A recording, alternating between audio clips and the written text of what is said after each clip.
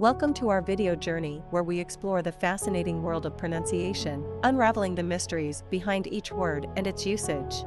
In this video, the word is Abra Cadabra. Abra Cadabra. Abra Cadabra. Abra Cadabra is a popular incantation or magical phrase used in magic tricks, illusions, and performances. It's often uttered by magicians as they perform tricks to create a sense of mystery and wonder. The phrase is associated with the idea of making something appear or disappear magically. Here are some examples.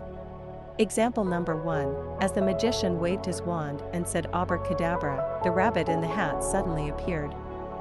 Example number 2, the storyteller wove a tale of wizards and spells, where Abra Cadabra could bring inanimate objects to life.